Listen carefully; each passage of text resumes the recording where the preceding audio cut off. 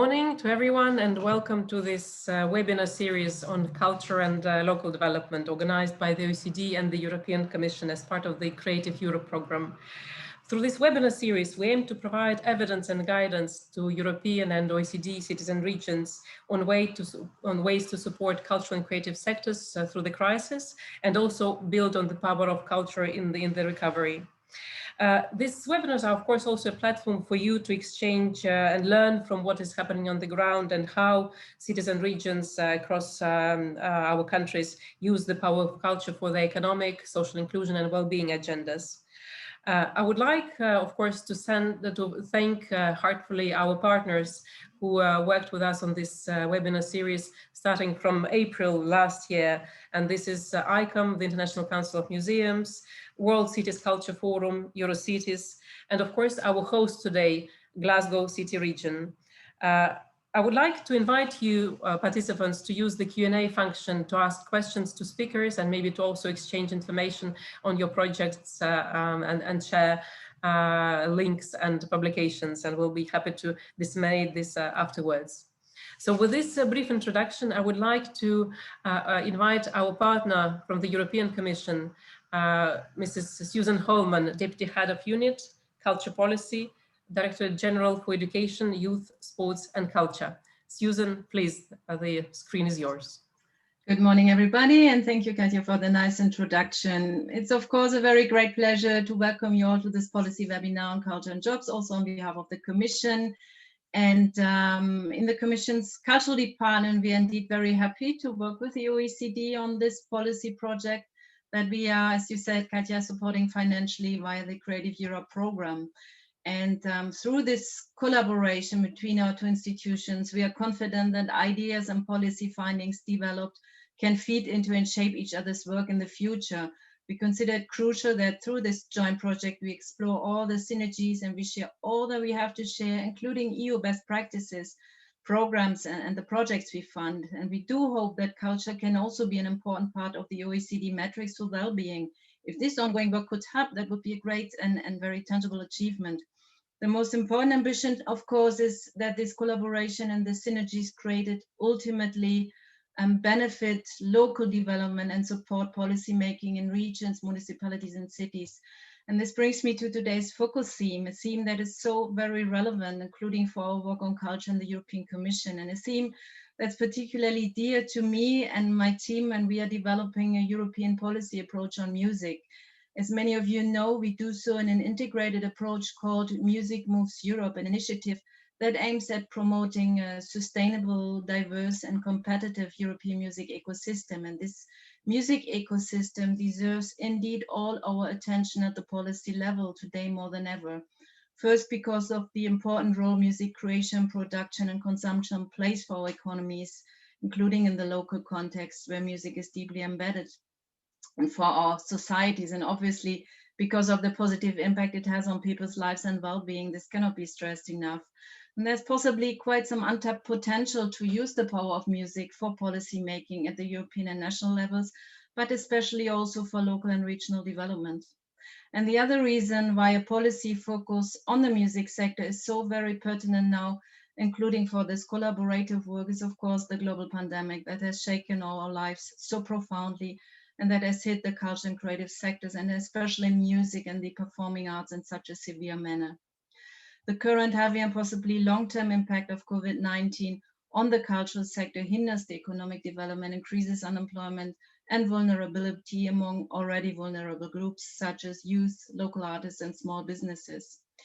Based on the available data, 95% of cultural and creative sectors are SMEs and micro companies, and the current crisis has therefore already put millions of artists and small companies under existential threat. Initial Commission estimates from the spring last year foresaw a drop in turnover of more than 50% in 2020 for CCIs, without taking into account potential additional lockdowns. And the brand new study by Ernst & Young, commissioned by GESAC and published just yesterday, not only confirms the strength of the cultural economy in Europe, but in particular also the important drop in revenues for 2020. They estimated to be similar to air transport and amounting for music alone to a drop of 75%.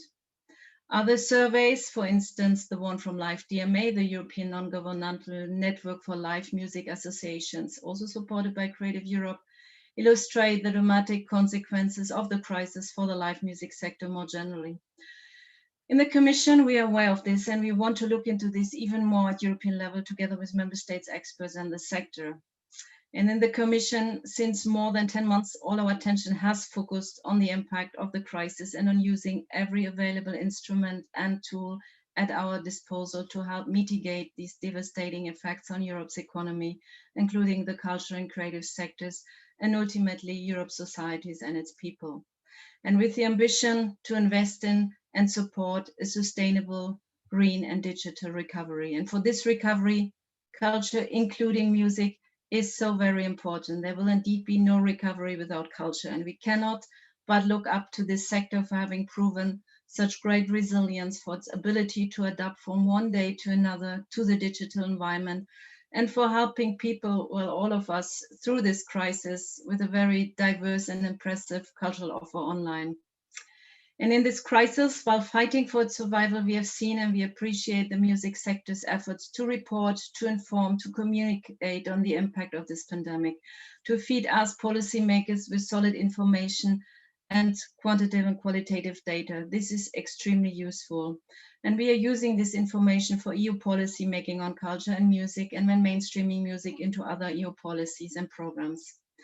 A last word. We are, of course, very happy with the financial allocations for culture in the EU's new long-term budget for the next 7 years. With roughly 2.5 billion euro, the budget of the new Creative Europe program is considerably higher than the level of the previous program.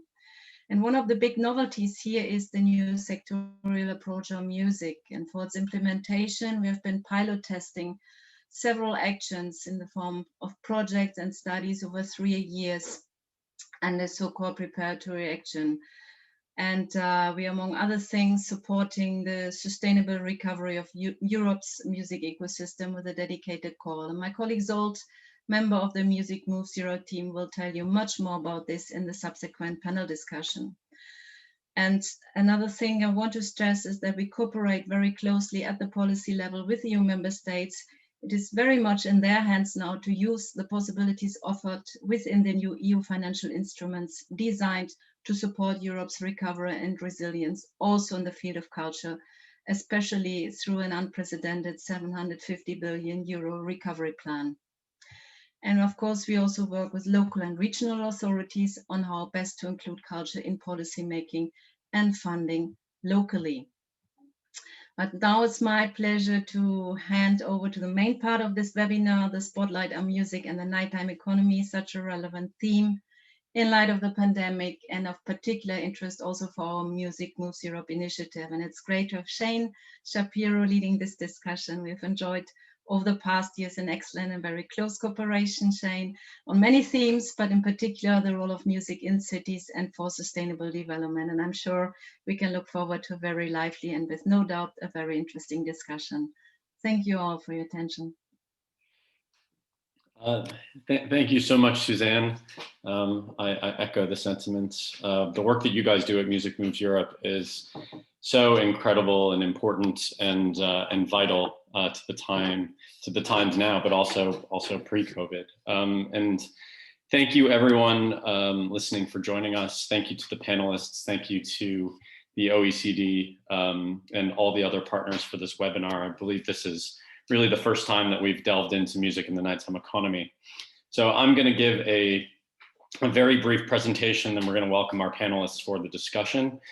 For those who don't know me, my name is Shane Shapiro. I'm the founder and CEO of a company called Sound Diplomacy. I live in London, and we work with cities and governments on music and nighttime economy policy and strategy. So next slide, please, Benedetta. So these are our esteemed panelists. They're all brilliant, much smarter than me, and I really look forward to them leading the discussion rather than me once we get into it. And then I'll talk about questions as well to you guys. I want to make sure that everyone in the audience feels that you guys have as much of a voice as we do. So we're going to try to incorporate as many questions as we can. So first, I'm just going to introduce the topic. So I'm sure everyone listening to me right now, even though I can't see you, I'm sure all of you guys have had a glass of water today or a cup of coffee which had water in it. And when you had that glass of water, I'm sure you weren't thinking about everything that went into that moment happening for the water to come out of the tap, for it to be clean, and for you to drink it. Remember that clean water is only important when you don't have it. And there's a whole system and infrastructure that goes into clean water, making it to our taps and coming out and into our glasses, from sanitation to the pipes, to filtration, to the wells, and so on and so forth. Now, think about what you were thinking about the last time you heard a song, or the last time you went to a restaurant. When you were listening to a song you love, I'm sure you weren't thinking about everything that went into that song. You weren't thinking about the engineer or the producer or the artist's accountant, for example, because so much goes into a song behind the scenes that we ignore when we're immersed in that moment, when we're immersed in the song. Because when infrastructure works, we don't think about it. This is what a music ecosystem is. And this is an infographic that we designed just explaining some of the sectors and some of the jobs that the music ecosystem impacts. And when we have no artists, when we have no live music, when musicians are not being paid fairly for their works, for example, it doesn't just impact them, it impacts the entire music ecosystem. And this includes dozens, if not hundreds, of types of jobs across live music, recorded music, and the sectors that use music, even sometimes when you don't realize it, music in shops, music in cafes, and so on and so forth.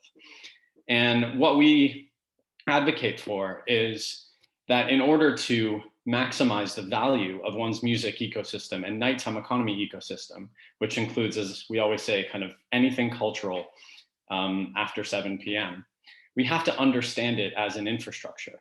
And we have to create deliberate and intentional policies to understand its value, to understand where it is, what it's made up of, who is engaged in it, the diversity of who is engaged in it.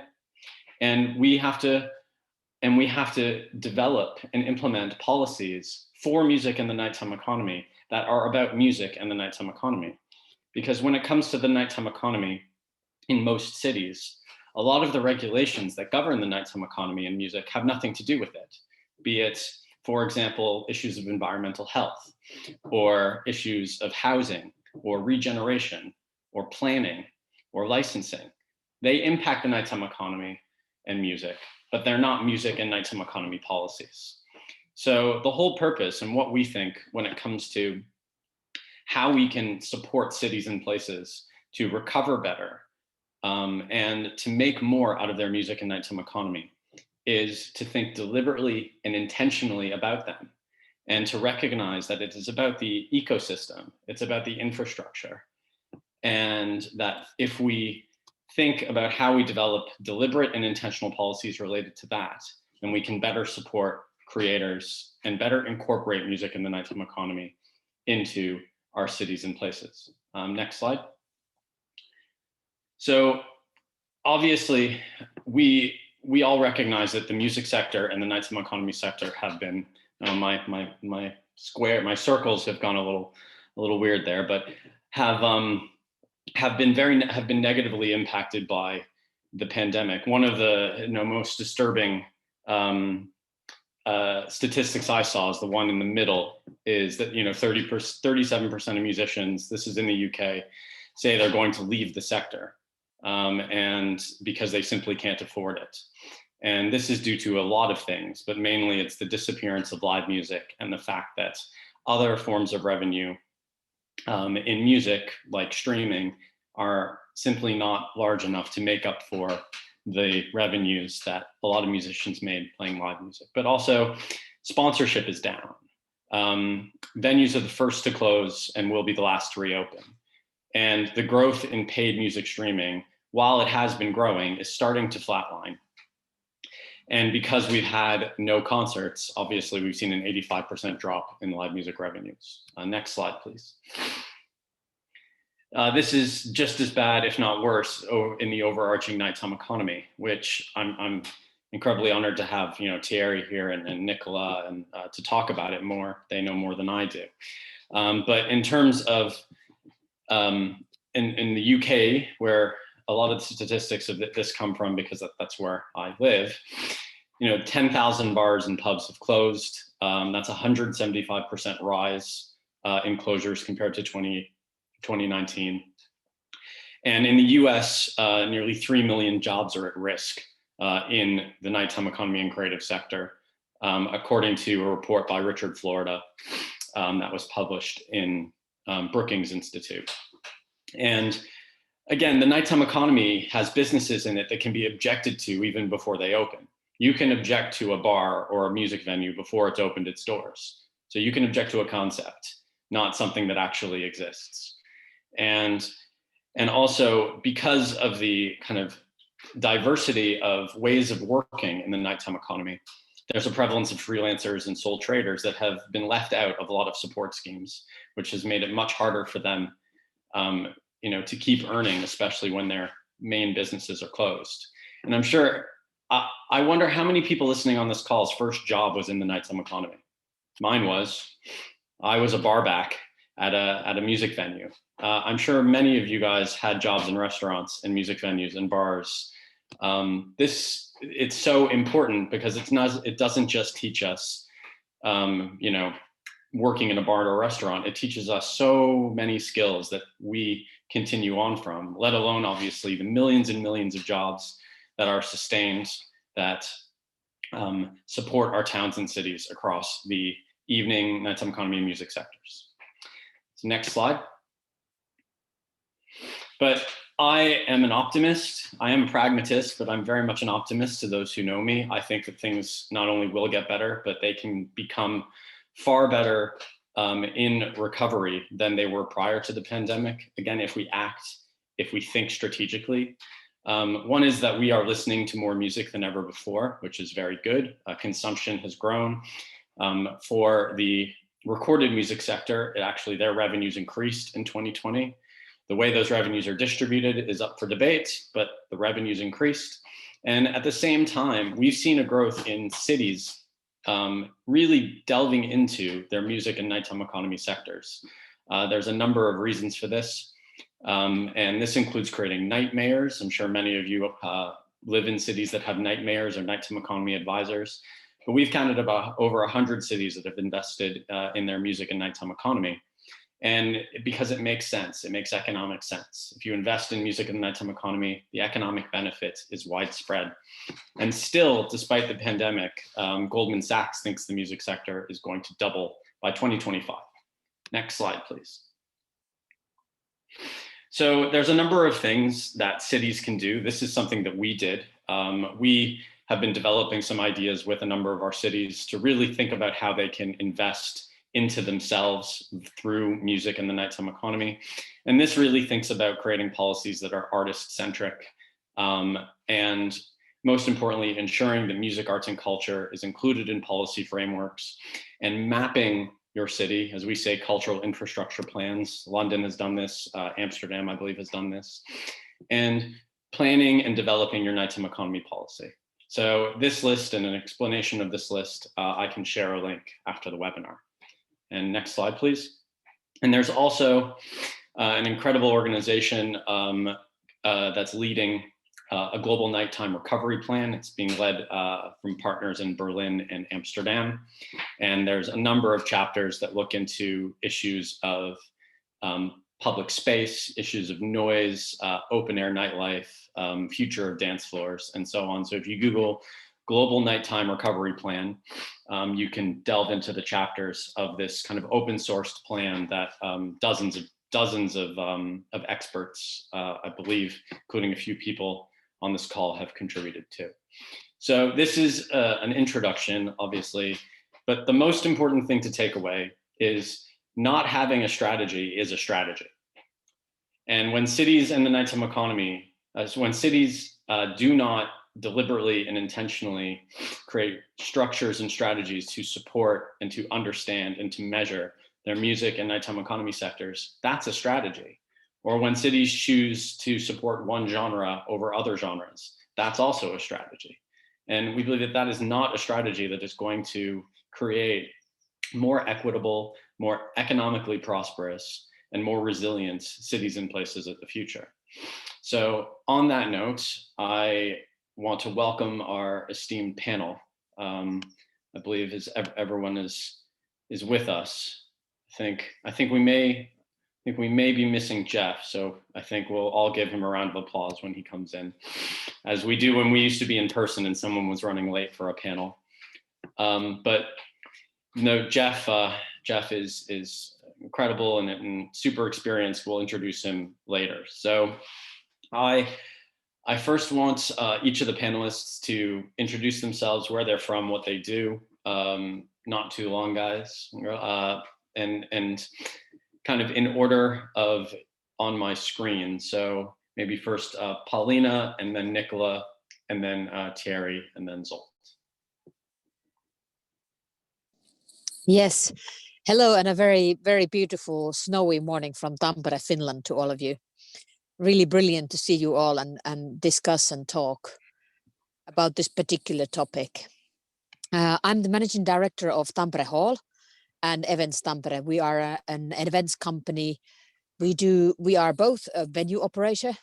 We operate currently 2 different venues, the total capacity of which are some a bit over 6,000 people at one go. And we are a promoter of events. We promote events from our venue from the grand auditorium to our smaller club spaces to arenas in Finland. And then thirdly, we have an events company. So that organizes events for companies and is a professional congress organizer, a PCO as well. So in brief, we have the jackpot of events industries currently operating all of the different sectors of the events industry. We were a founding member at events industry.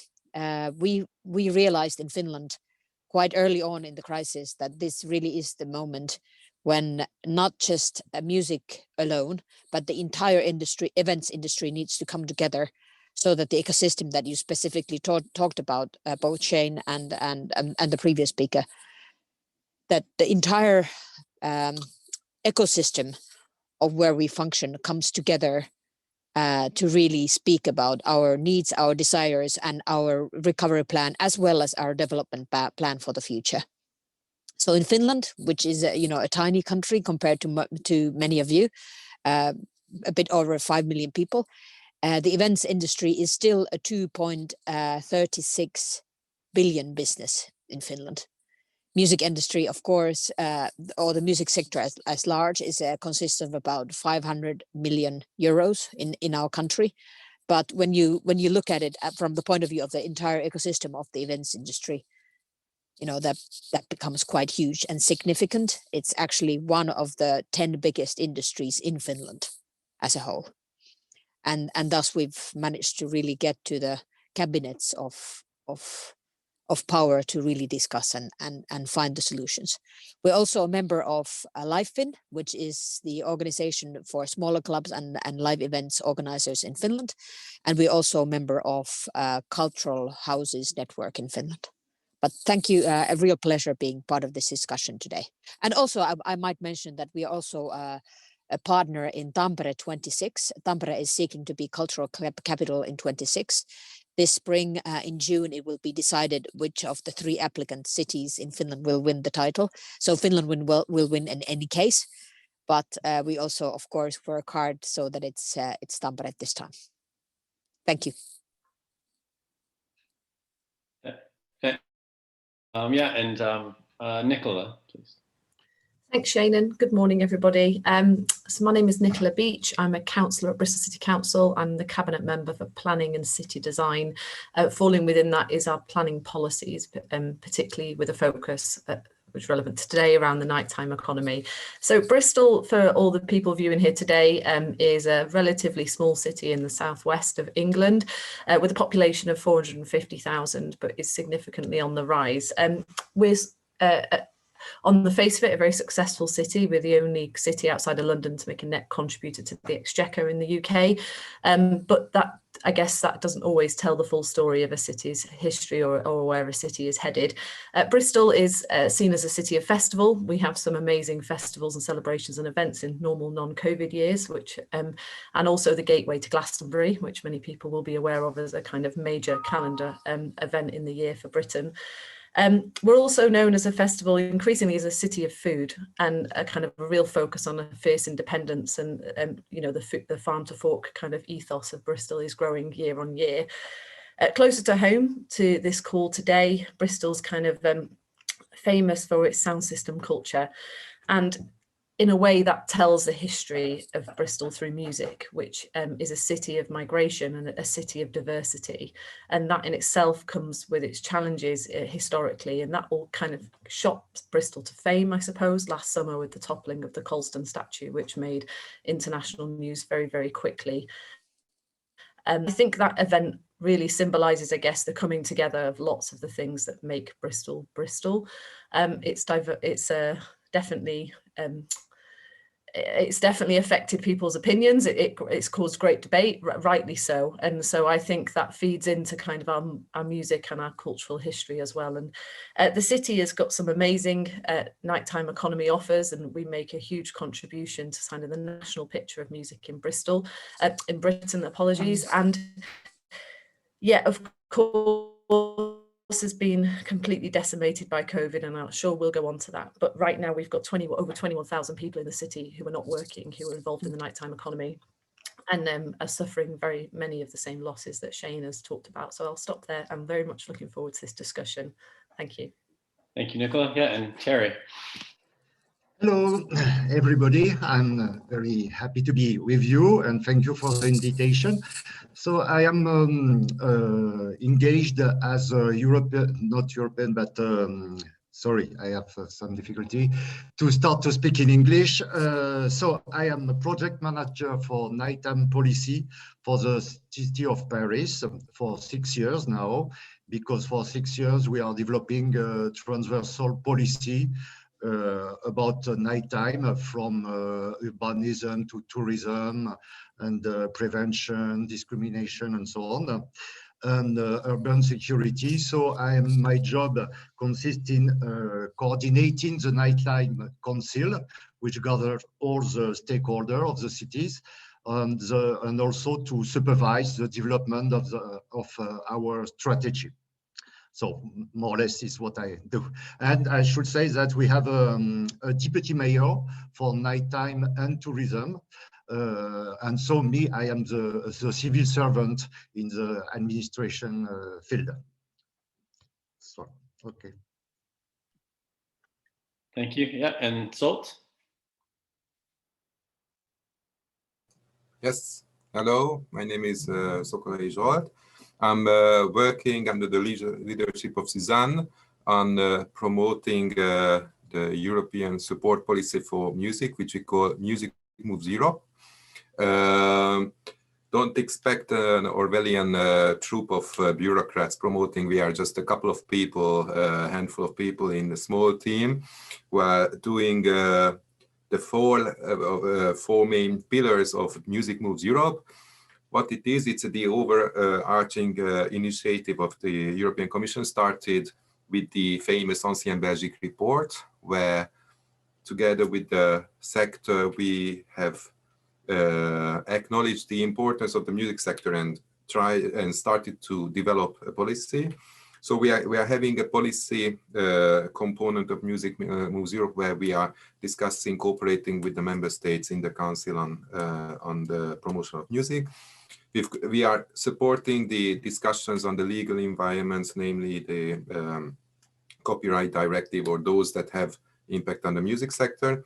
We also have a funding instruments. The traditional funding instruments, hopefully well known, is Creative Europe, the culture stand, where we have a lot of music projects. And we also have for 3 years, thanks to the support from the European Parliament, preparatory actions, which we use to test new ideas and different fundings, or have studies to develop better understanding, insight on the music. And we have the dialogue, which is a bit difficult these times, but we've had already 2-3 meetings where we discuss with the sector the state of play of how music industry is developing. And finally, we've got the award, the Music Moves Europe Talent Award, which we use to support emerging artists in Europe and the circulation of their works throughout Europe. Thank you. Thank you all. Thank you, everyone. I just want to again say that this isn't about us. This is about you guys listening. So please, any questions that you have, I'm fully on top of the Q&A function on Zoom. I may interrupt our esteemed guests if we get an amazing question, just to poke and prod them. I've got a few questions to start, so I'm gonna pick on everyone equally. But I'm gonna start with you, Nicola, and then Thierry as the city representatives, and then I'm gonna probably move on to the private sector and then intergovernmental. But you know, I've always said that the pandemic, and I want you to comment on this, and then from your position is, because I don't believe that the pandemic created, so to speak, any of these challenges. I believe that they were systemically embedded in how we think about music and the nighttime economy. The pandemic just opened them up and made us aware of them. And I'm curious, you know, looking back prior to the pandemic, Nicola, in your position, and now, you know, how do you feel the crisis has highlighted the structural fragility of how cities have, let's say, engaged with music and the nighttime economy, and kind of looking back, you know, do you agree with me that things have never worked properly, or do you think that that the crisis is, you know, a unique standalone situation that that has opened up this new crisis that didn't exist prior to the pandemic?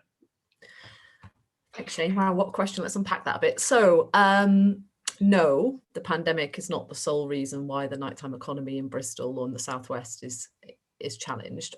I think it highlights the fact that this is an industry which is predicated on people's love of music and people's love of an industry that they're wedded to.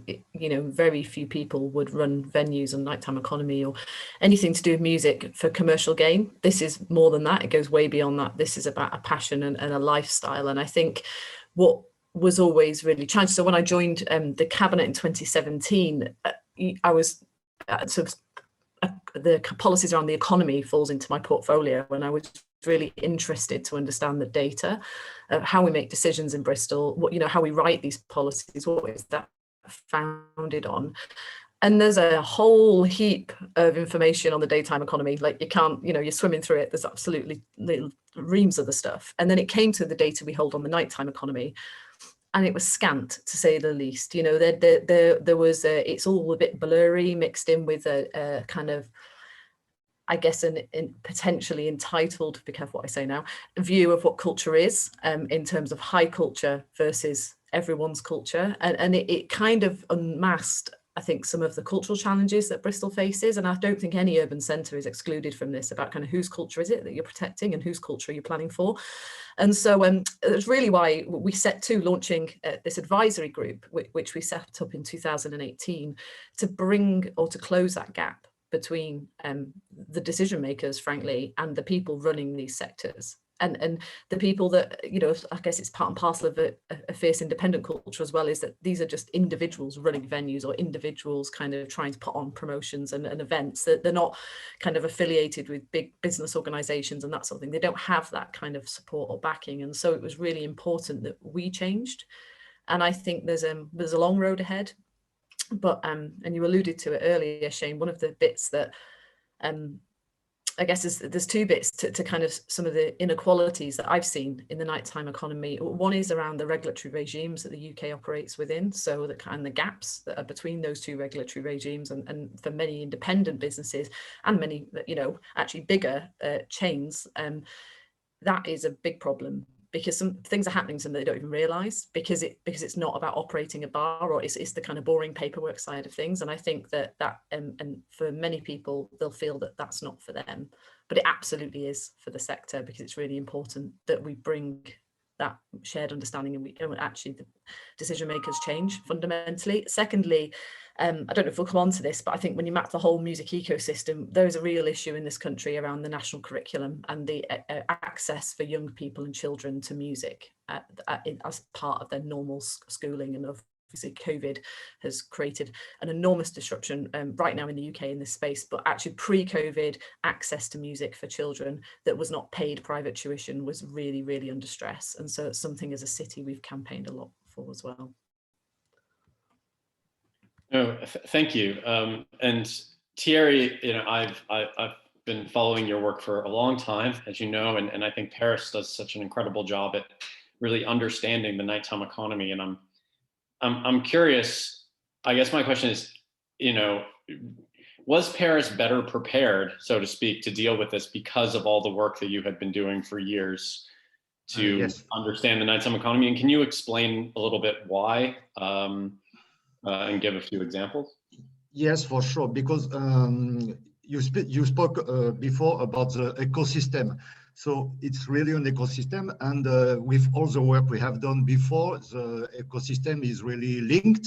I mean, it's really a network which works, and so it has been much more easy for us, I think, to face the situation and to try to find some solutions. Last summer we launched a call for project for cultural and including nighttime cultural projects to animate the cities during the summer, and we are going to do the same next summer for the next summer. Also, we can better support all the venues, in fact, because in France the venues are financially supported by the state and by the region, but it's a very complicated system of help, and finally the city helps the professionals to better understand what they can do, what kind of help they can get, and also we make lobby towards the region and government to a better accessibility of this help to the venues. And also, of course, we cancel all the tax the venue has to pay for the terraces, for rent when the building depends of the city, and so on. And we are working also currently for the next summer to propose a lot of open air spaces for partying, to make party, to make cultural proposals and so on in the city, because we realize that in fact, finally, the nighttime generally is in the restaurant, in the bars, the nightclubs, but not in a special place like our woods, gardens, public spaces, and in the yard of our buildings or of our museum and so on. So we are identifying all the place which can be used during the next summer to have party in a safe way, because in open air it's less risky than inside, for the COVID. So and as we have all these links, it's easy for us to identify the place and also to promote the place and to make the place meet the party organizers and so on. So yes, it was very useful. And also we realize, everybody realized in the city, all the Parisians realize that nighttime is very important for our life, because we have no nighttime anymore. Currently, we have a curfew at 6 p.m., we are really in a working and sleeping city. There is no life, in fact, and really change everything for our daily life. Yeah, it's we were talking how curfews are not, and we may get into curfews. There's no scientific studies that have in any way proven that curfews are work in any way. But and it's interesting that you said the amount of data that you guys are collecting around the public spaces that can be potentially used for culture, nighttime economy, and the fact that you're becoming better prepared. And I wanted to bring Paulina in, and I see we have Jeff now as well, which is great. We have a full team. I'll bring Jeff in a second as well. But from a private sector perspective, Paulina, can you? I'm curious if you walk me through like a day as the CEO of one of the largest venues in the city. During the pandemic, and your relationship with Tampere City, and how you've been able to focus them on supporting kind of your business model and your employees at a time when you weren't able to to operate business as usual. Thank you. Can I just still give an injection to the previous discussion as well? Yeah, please. Yeah. I'm worried about using the word give an injection, because I think every single one of us would like to receive a certain injection. How many of you have received it yet, by the way? None of us. Yeah.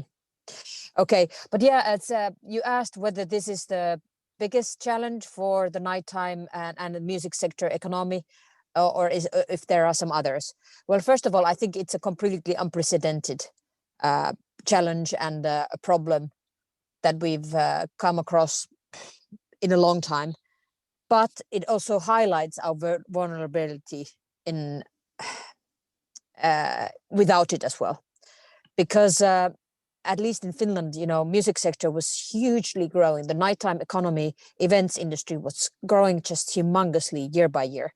At Music and Media, which is the annual industry event for music and the media sector in Finland, we discussed for 14 years in a row that how is it possible for the live music sector still to grow so much, that this is the peak, can't go any further. And we've had that discussion for 14 years in a row at Music and Media. Can you imagine? So the sector just kept growing and growing and growing. And, of course, in many ways, it's just the result of all the different type of investments there are into music as a hobby, to music as an education, to music as everything, Europe-wide, but in particularly also in Finland. But then came the crisis, and we've all seen it in many of the European countries. But I have to see that there are also exceptions to the rule, where in Finland currently the situation is that you can basically do commerce, you can do you can go and sing karaoke, but if somebody's actually performing the music, it's forbidden. So it's like you can have tons of people coming together for restaurants and food and even karaoke, but as soon as it's live music, it becomes criminal. So it's we have seen a vulnerability here where Finland as a country traditionally has just incredibly invested into its musical sector, like quite unparalleled in the world. And, it, of course, is a big part of our identity of everything that we do here. But, as it is for most of the other European countries, but it's still very worrying us, the fact that, what we do as a living, it was immediately shut down. I have many dear friends across Europe. Take Helen Sildman, for example, in Tallinn, organizing Tallinn Music Week. She gave the speech at the opening of Tallinn Music Week this August that actually we shouldn't take it. That we should step up and say that you can't stop our industry, because in Finland, for example, it needs change of perustuslaki. Oh gosh, I don't know. It's the grounding laws, the founding laws of the country, where you can only stop a certain economy from doing its business. But we've allowed our businesses to be stopped. So that's a very, very interesting question here. And it's shown our vulnerability, where us in culture, we are just far too nice, we're far too modest, and we're far too okay for our industries being stopped. When, as for example, at the same time, the sports industry hasn't, in many respects, hasn't stopped. You know, I just spoke to a very dear colleague, for example, here organizing big sports events and sports competitions, and she said, "You people in when I asked them about how they've done different competition, has it been possible for them to bring international competitors and stuff, whereas we haven't even been able to like bring international bands?" And they just laughed that you in culture, you're always just too nice. And she meant, you know, sort of arts and music. You know, sports is also culture, but she referred to us in not sports as being too nice. But sorry for that long answer on the previous. I just had to do that in that. I think it's a great segue into Jeff as well, which, you know, so you're doing my job for me, so I appreciate that. Yeah. But then you ask, like, what is it like at the moment, day to day, with the city doing events and trying to like sort of cope there? Well, first of all, you know, it's the same as for any promoter, for anybody who's been organizing events, that at the same time as all our staff is furloughed, we should be doing more work than ever to cancel, to move, to renegotiate, to try and somehow keep working. We were very fortunate to be able to still have 200,000 people coming to our events in 2020. We usually have a bit over 700,000 people coming to, like, physically coming to our events annually. So that, you know, it was a tiny part, but from June to all the way mid-November, we were able to do events with social distancing, with all of the different things, you know, of hand hygiene, of like injecting all our surfaces with this new virus protection stuff, you know, all the different measures we're taking to make events safe and sustainable.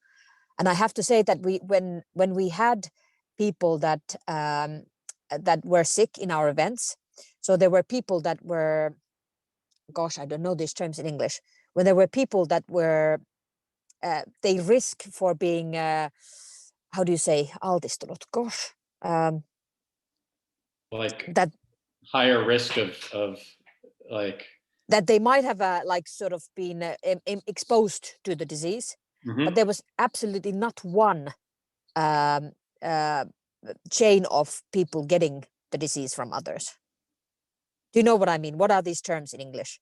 When people were exposed, but they didn't actually, you know, there was no tartuntaketju. I don't know how they are in English. Contact tracing, or testing tracing. Yeah. So I mean that nobody else got it. Like, even if we had a few cases of people who had corona in our events, people went to quarantine, and, you know, we tracked everybody, but not one person got it from the other one. Do you know what I mean? So we were actually able to realize sustainable and safe events for 200,000 people. Of course, it's not a business. You know, we made a huge deficit last year. Every single event that we did were unprofitable, because, you know, it's like, if you bring 1/3 of the people in, how do you make it a business, you know? The city of Tampere has told us that they will not allow us to go into bankruptcy, but they have not been able to give us support either, so like funding support either. But they have like sort of, they have stressed that we will not allow you to go into bankruptcy. So if you run into cash deficit, we will borrow you the money. The state of Finland, the cultural ministry, has given us a grant to be able to realize events. And they, you know, they gave the entire sector 36 million euros was distributed across the cultural sector for the companies to survive and for them to be able to somehow go further. But the need was some, the applied sum was some, if I remember correctly, 62 times higher. So it was just a tiny fracture that was that they were able to inject into the system. But currently we are, you know, not really able to do events at all. We have to do some hybrid events. We do a lot of virtual events, but like physical events currently are not possible. Yeah. But is there anything else that, so you would like to hear, like how we have a very close connection to the city. The city the city of Tampere is really dedicated to its music life, to its nightlife, to its that entire events economy, because it's the city of Tampere has a long history of events office. So they have realized it for a long time that if you don't have long nightlife, you don't have taxis that have a job, you don't have restaurants that have a job.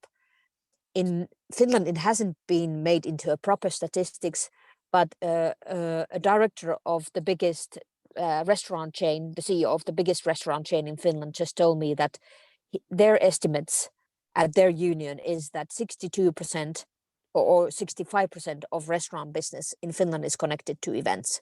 So it's catering or event related food and sales. Great. So which is huge. Yeah. So I want to bring Jeff in now. Obviously. So first off, Jeff, welcome and please introduce yourself. But really, I kind of, I'm curious if you can also respond to some of what Paulina said. I know that, you run the biggest music festival in Scotland, and kind of take me through as we say, kind of the structural fragilities that you've experienced due to the pandemic and how it's impacted your business. Oh, and you're on mute, mate. Firstly, apologies for coming on late with some technical issues, but I'll quickly get into some context. I mean, the live music industry in the UK is worth $4.5 billion to the UK economy, and in Scotland alone, it's worth 435 million to the Scottish economy. So it's as important as the film industry is to Scotland, to give it some context. I run a company called DF Concerts. We're the 23rd largest promoter in the world. In 2019, we sold 990,000 tickets, 916,000 tickets, and did 990 concerts. That's a huge amount of activity this year. Well, in 2020, all that stopped with the Lewis Capaldi show in March, and we've had no concerts since, and no idea when we're going to welcome people to concerts again. Our business is putting on live music from small clubs, 50 capacity venues, right up to 60,000 capacity stadiums. We own a venue, King Tutwawa Hut in Glasgow, 300 capacity venue. And we do, major festivals. We ran Tea in the Park, which was one of the world's biggest festivals for 23 years, capacity of 90,000 a day. We currently run an urban metropolitan festival in Glasgow, 50,000 a day, called Transmit.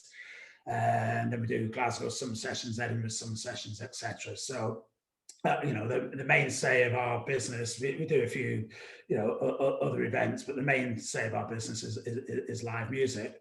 And obviously we can't do any events. And even when events are allowed to happen at level 0 or tier 0 in Scotland, live entertainment can't really happen because it can't happen with social distancing, at any level. I mean, the hydro goes down to, I think, 10% of its capacity at 2 meters social distancing, and about 25% of its capacity at 1 meter social distancing. So that doesn't work. It doesn't work viably. And that's for live entertainment across the board. So, Cameron McIntosh musicals, Ambassador Theatre Group venues, they're in exactly the same position as live music promoters in the UK. We cannot put on live entertainment whilst there's social distancing. So that's a big issue for us. And the unavailability of insurance is a huge issue because you cannot get pandemic cancellation cover anymore. We had it previously, but you're unable to buy it in the marketplace. We are, as an industry, talking to the Treasury and the DCMS about that, and the Scottish Government are having similar conversations as well, because we're all taking on a huge risk for any shows that we put on sale for the future, because if they get cancelled because of the pandemic, that could be millions go down the drain, or certainly, you know, tens of thousands, hundreds of thousands, depending on the level of show. And to give you, you know, an idea of individual shows and the economic impact, to show up the Hydro, you know, at the 14,000 capacity in Glasgow, that has 1.5 million GVA to you know to Scotland, but you know, primarily to the Glasgow area.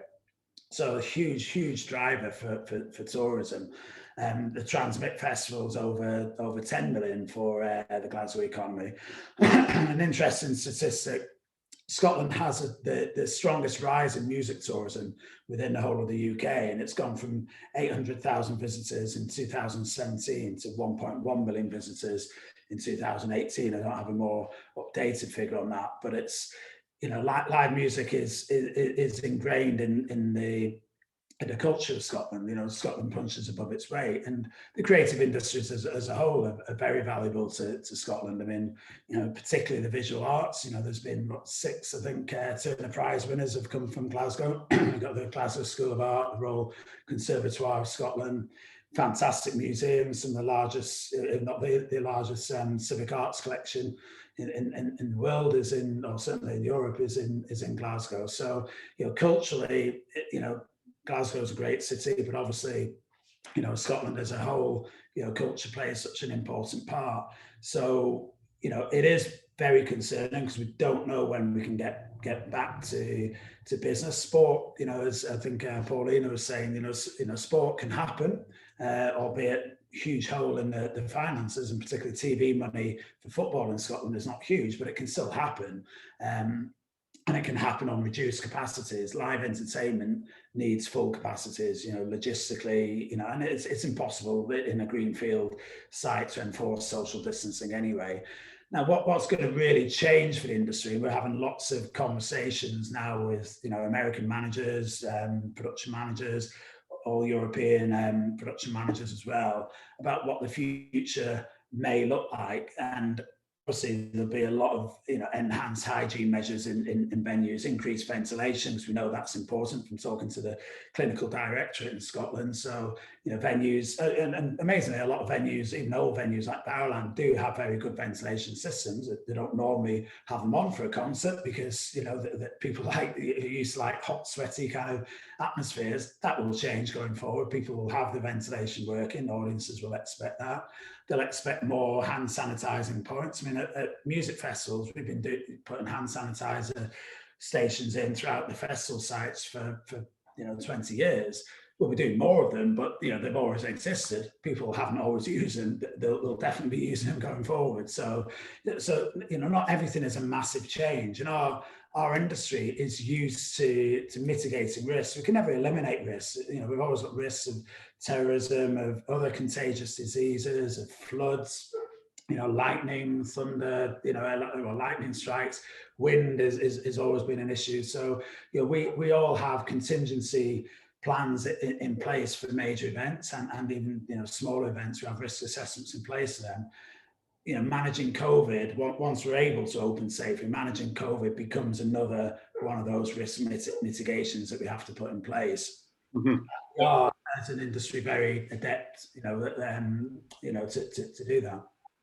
So, thank you for that. So Zsolt, like, I want to, again, I think Paulina as well, you said a number of really interesting things, and I think you're right. One of the issues of the music and nighttime economy sectors in relation to cities is, and I'm curious what everyone else thinks, is that we haven't been very good lobbyists, and Music Moves Europe is a relatively new thing, and I'm curious, you know, learning from how Music Moves Europe has developed, you know, what can these sectors do to lobby better, so that, you're right, we are treated similarly to the sports sector, which can operate now, or the film sector, which can operate now, but concerts can't.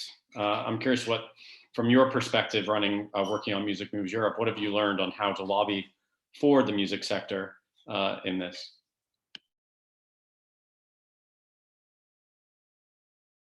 You're on mute again. We're all on mute sometimes. You know, the same 2020. So I wanted to say that I don't think that you're doing a bad job.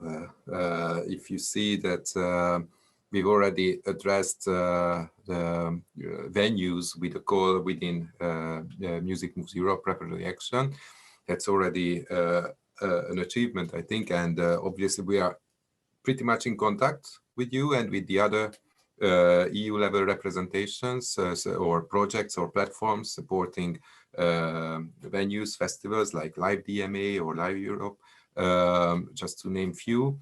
So I think that that there is a considerable success in developing already this music support policy within the cultural policy from the scratch within a couple of years. And that was, you know, you mentioned the audiovisual, the film industry. That was a good example that, wow, they've got a good support system. And then we just try to find some data and just realize that, wow, music sector may or does employ more people and generates more values than the audiovisual sector. So that was obviously we realized together with you through these dialogue meetings I mentioned that yes, step by step we can go on, and we mobilized through the preparatory actions already 7 million euros in 2018, 19, 20 to support only exclusively the music sector. And we managed to include in the future Creative Europe program the possibility to have music-specific support schemes. So we are trying to mainstreaming somehow what we are learning through Music Moves Europe preparatory action into the future Creative Europe program, which is our main tool to support the culture on European level. What is important to say is always refreshing that we are not replacing the member states in providing support to the music sector. We cannot do that, and we shouldn't do that. So what we are we are supporting what is working better on European level. For example, collecting data. We had some data, or just Nicola said how little data they had on nighttime economies. We realized that how little data we have on the music sector itself on European level. We know that the way statistical offices are collecting data is very different, so it's not easy to aggregate data on European level. But what just Paulina said, you know, when we had a study, you can see the cover page of the study, which is available online on our website, on the market trend and funding gaps analysis for the music sector. And although most of the study is pre-COVID, they include a very short chapter on post-COVID, which we could do at during last time. And this study refers to the France Festival's estimation that together with the 2,600 concerts and festivals cancelled in France, the economic loss was between 1 and 2 billion euros just in France. And with the spillovers, it goes up to 2 to 4 billion euros. And that's just 1 year, one subsector of the music sector. So we see that the big losers of these pandemics is obviously the venues, the musicians, in general, the independent sector. So that's why we are trying and have tried to address this issue, and one of them is the last edition of this preparatory action is going to support the recovery of the sectors, supporting green, digital, and just and resilient recovery. And we see a role for music venues in this new call, because one of the objectives of this call is to increase the social role of venues within their communities, which we are actually slowly doing with this club call we call the Cooperation of Small Music Venues, which we had last year. And now we've got the awarded projects, and they have started to work in a difficult circumstances, obviously, but still, thankfully, they are still there to implement their projects. And within this, we see projects where music venues cooperate to address the market challenges that we have, and that's independent from COVID. Because once I had a discussion with one of the leading clubs in Europe, and he said that I have difficulties to attract people under 18. They are not coming. We are selling a product which is equivalent to the CDs from the 90s. We want them to go into a black box for 90 minutes, listen to one single group. The young people don't necessarily want that. But of course, we are also supporting the cooperation between clubs and the cities, the city authorities, because regardless of COVID, we have seen a decrease in the number of venues in Europe, and Europe was is one of the comparative advantages, the well-developed club scene. But due to several market, urban development threats, these clubs might be closing down independently of what is happening now. Yeah. So this is the pilot things we are testing, and we are trying then to translate it into more stable support scheme for the future Creative Europe program with an increased budget that we are very proud of that we achieved that. No, and yeah, more money is always helpful. You know, it's interesting, you know, we always say music venues and nightclubs are community centers, you know, and one person's, you know, and these are places I think King Tut's is a community center. At least I felt part of a community when I was there last time. But I wanna ask each of you guys one question. I'd like all of you to be quite brief, and then we're going to go into the audience questions because there's quite a few of them. And from each of your perspectives, starting with Nicola, you know, what are the one or two things you think that need to be done now, from your perspective, so you being a city councillor, to you know, to stabilize and position the music and nighttime economy sectors better for recovery? You know, if money wasn't an option, or, you know, and if what would you want to do, the one or two things? And then I'm going to ask all of you, and everyone, just, yeah, please be brief, so then we can bring the audience in. Thanks, Shane. I think my two things would be to pay freelancers properly. There's a massive loophole in the UK system that there is potential for an enormous talent to be lost in the creative sector and the music industry because of the way in which the financial support has been structured. And secondly, sounds like we need a conversation with Paris, because really prepare our city for this summer. And we're doing that already. We're blessed with a lot of open space in Bristol. It's quite wide and flat. It's actually very hilly, but in terms of, there's lots of flat open spaces which are useful. And I think we've got a lot of work to do to get ourselves ready for this summer, so that we can give people a means of employment. And actually the city is mourning, from a health and wellbeing perspective, the loss of this kind of cultural outlet. So they're the two things that I would love to be able to sort out today.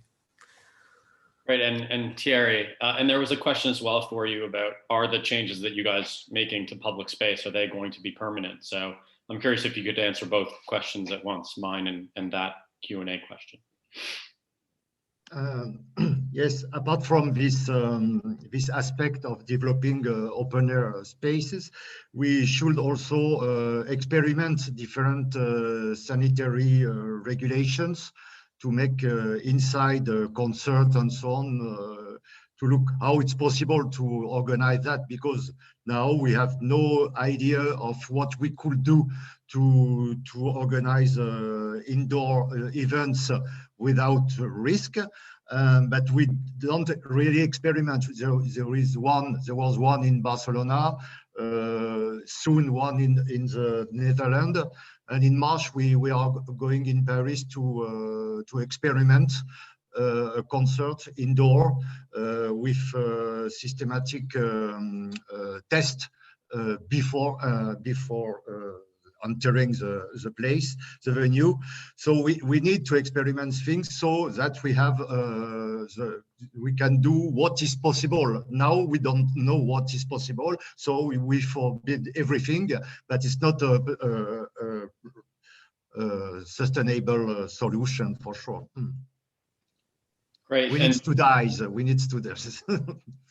And then, you know, Paulina and Jeff, and I kind of want to press this. I saw an article saying the best thing that you can do to speed up the vaccination rollout is give the job to a live music promoter. And then they'll get everyone vaccinated really quickly. But I'm curious, Paulina and then Jeff, again, being brief, kind of the two things that you think need to be done now to support the music and nighttime economy sectors from your positions. Well, first of all, what needs to be done is for the officials to decide what is the percentage of people that need to be vaccinated, so that type E type of events will be opened, B type of events will be opened, C type of events will be opened. I'm very happy and fortunate about the fact that members of my team and members of the events industry are currently, as we speak, speaking with the Ministry of Culture and the Ministry of Interior about, you know, about precisely this plan of like, okay, when we have 20% of Finns vaccinated, how are events going to work out then, both indoors and outdoors and hybrid. So this is like sort of the scenario that we already as events industry created, and it's actually today as we speak being discussed with these ministries. So it's like we need to see forward. We need, like, Jeff needs to be able to look at a statistic and know how his summer is going to go, right? Because the most difficult thing for us is that we don't have any knowledge about anything about how they're planning to go forward with things. So it's like it doesn't allow for us to prepare and do things, because we all know very well that events are not realized in one day, and our artists, for a good reason, nowadays don't okay that event. You know, they're being booked to an event and then it just vanishes to the air. So we need scenarios as to how life will go on this year and sort of towards the end of the year and to the next year. So that's number one. Mm-hmm. And of course, part of that is that once we actually do get those vaccinations into our countries, that they will be distributed efficiently. We actually made that proposal to our hospital area. I'm fortunate about the fact that a member of my board is actually the chairman of the hospital district here that actually spreads out the vaccinations in this region. So there's a direct communication with the risk group, with the group that actually decide upon these vaccination systems. That is very close to our company. And then B, number two, God, I already forgot about it. Sorry, I was not brief with my first one. But I will, Jeff, go on, and then I say what the number two was once I remember it again. Yeah, over to you, Jeff, and then Zoltan. We'll come back to you, Paulina, and then we've got lots of questions as well, and only about 15 minutes left. So, yeah. Okay, yeah, I'd echo Paulina's point there. We need to know what conditions need to be like for reopening to happen, because we appreciate it's too early to get a reopening date, but we need to know what it's going to look like, how many people need to be vaccinated before we can have an acceptable level, because, you know, there's the ability to do rapid antigen testing at home for audiences. Now, that's not foolproof by any means, and the government aren't happy with that as a solution. But once all the vulnerable are vaccinated and all the over 50s, which won't be that far away for the UK at least, you know, the UK is performing very well in the vaccine so far. If they can keep that up and increase the rollout, then there has to be a point where the lines cross and we go, right, okay, at this point, then we can do the rapid antigen testing at home, some additional checks as people arrive, temperature checks, etc. You know, the audience, you know, come in. The risk, you know, at what point will the risk be an acceptable one? Because it has to be a low risk, but it's about taking the pressure off the NHS. It's about stopping people dying, and way too many people have been dying, and, you know, sadly over 100,000 now in the UK. Yeah.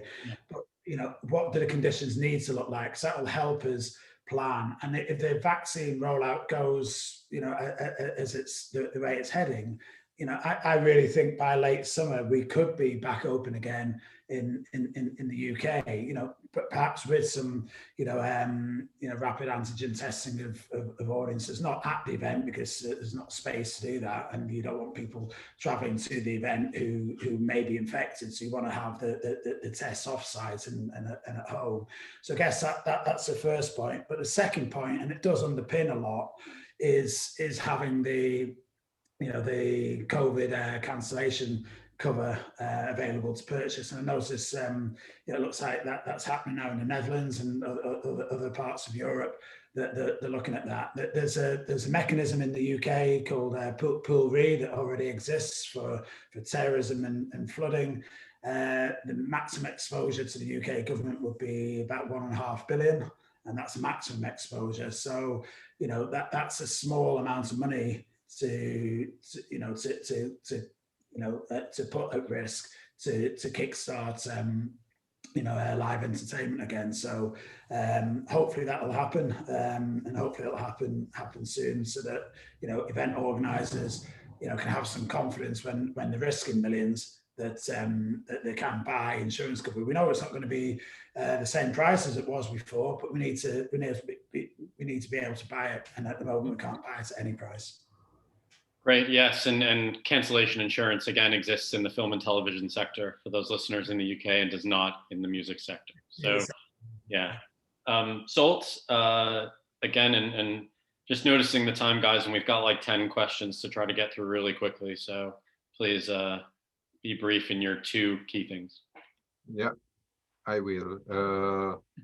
First, we need to kick off to launch this sustainable music ecosystem call as soon as possible, in order to start distributing the support. Even if it's not on a European scale, it's not going to save the industry as such, but still we can identify and support some good initiatives. Second, keep the dialogue in the council with the member states to exchange ideas, good practices. Possibly we've been approached by the Iranian Resilience Alliance, who suggested or claimed a coordinated phasing out of this lockdown period.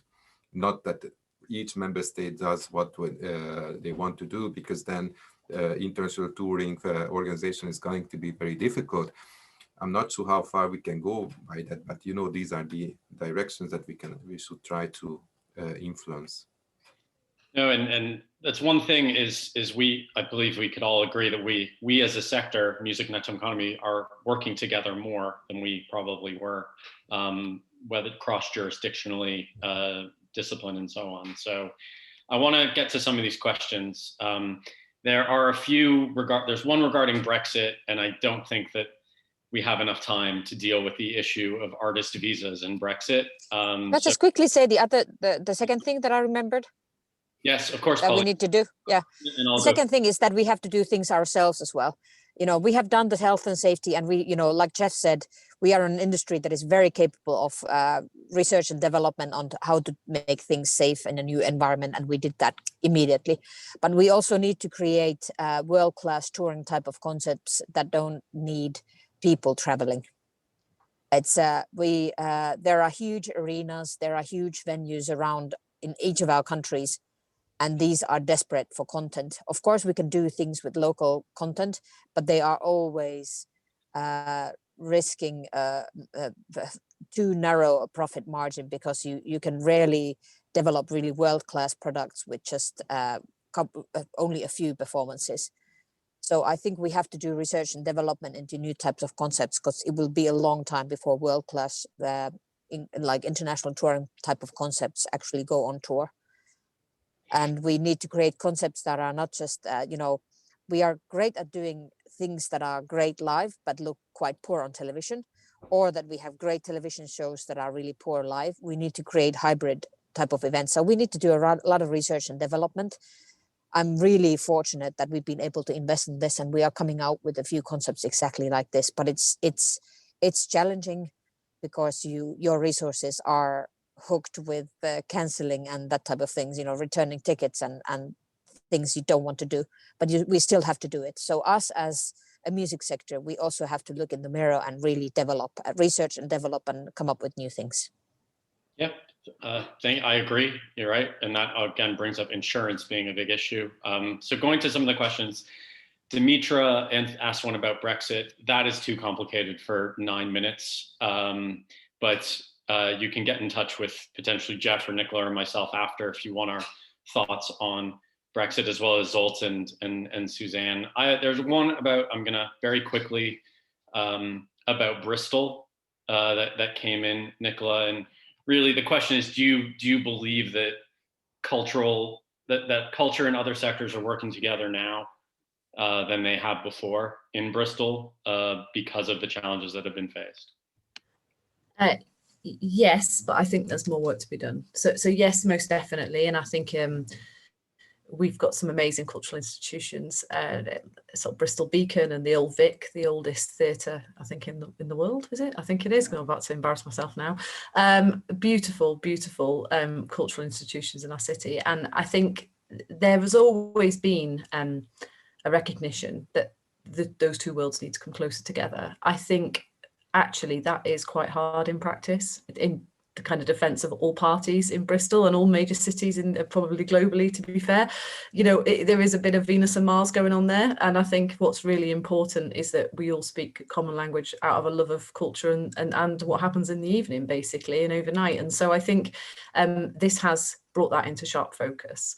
And I think there is space for everybody in this sector. And so I think that will, I'm very hopeful for the future in terms of those kind of negotiations across different parts of the nighttime and cultural economy. Thank you for that. Next question, I think I may put onto Jeff. And again, you may not have this, you know, in your opinion, when do you see a return to pre-COVID form? And does the sector see any possibility to organize nightlife in a COVID-proof way? If so, how? Well, I think, you know, pre-COVID form, it, you know, depends what that is, because, you know, increased hygiene, enhanced ventilation, those things, you know, are probably going to be with us permanently, just as some people will wear masks more frequently than ever before, you know, like what happens in Asia. So some things, you know, will always change.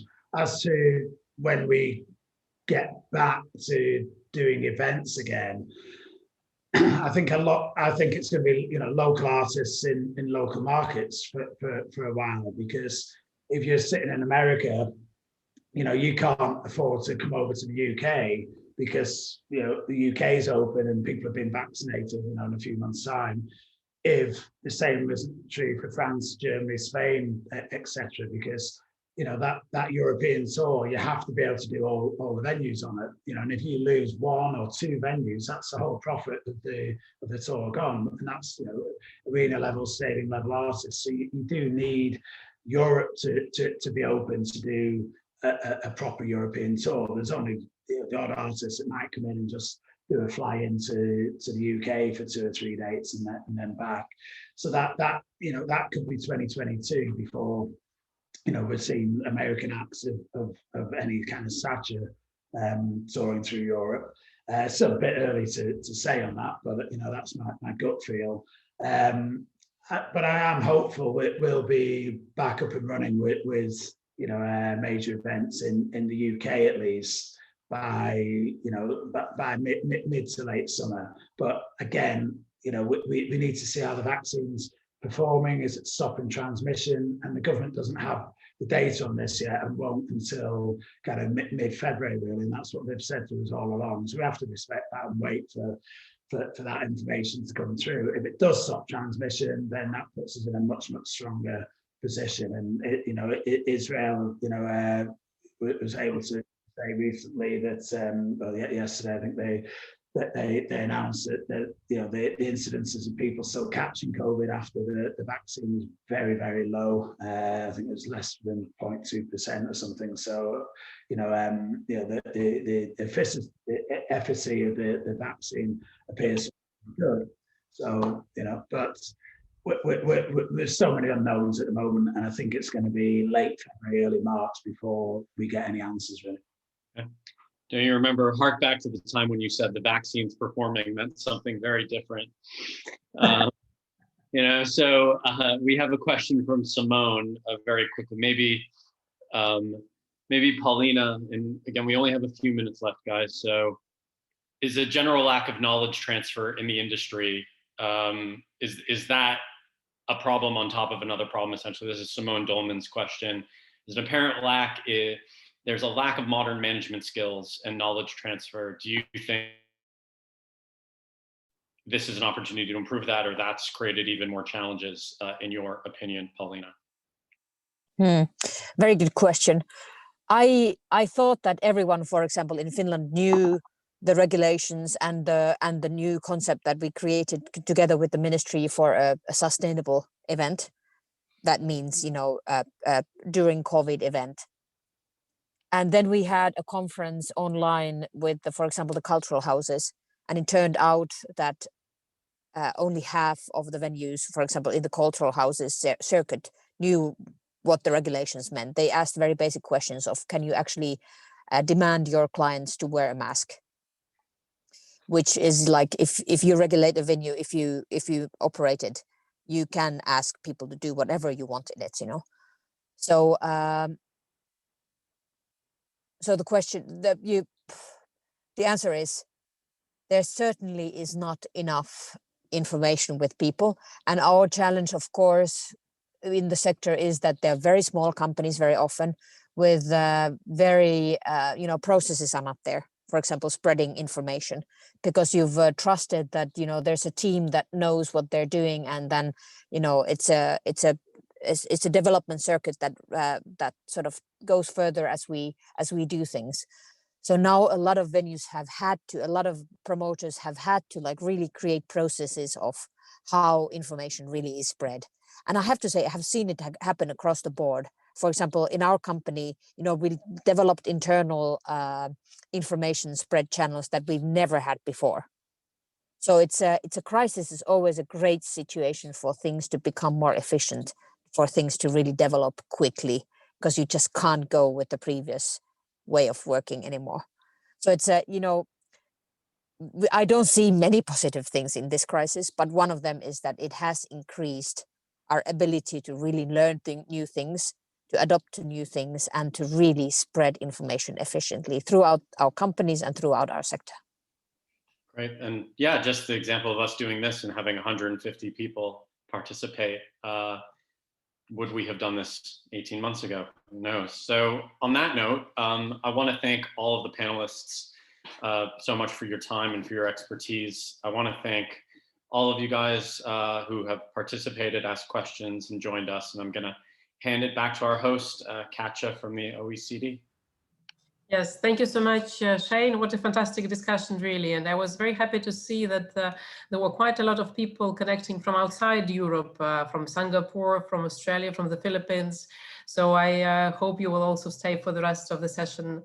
Shane, I just wanted also to underline that and promote the handbook that Sound Diplomacy created, this handbook on resilience handbook, where you really do provide concrete stances, what to do and what not to do, and how can cities support the music and the nighttime economy ecosystem. So I really encourage our participants and our audience to have a look at that. And thank you so much, Shane, and Sound Diplomacy in general, for our partnership, and we hope we'll continue with this going forward. Well, this session touched upon quite a number of issues that are related very much to the next sessions. Well, you underlined the situation of freelancers, the lack of data, this potential, loss of skills that we're seeing now. So I really invite everyone to join our next sessions, which will look at culture and jobs, rescue, support, and unleash. We'll look, of course, at the impact of the crisis on jobs in the creative sectors, the difficulties in measuring cultural employment, how policies are adapted or maybe not so well adapted to the needs of self-employed creatives. And we'll also hear quite a number of case studies from different parts of Europe on how people are addressing these skills needs of creative professionals. So thank you very much. And let's have a short break now, and I'll see you at 1:30 Paris time for the next sessions. Thank you all.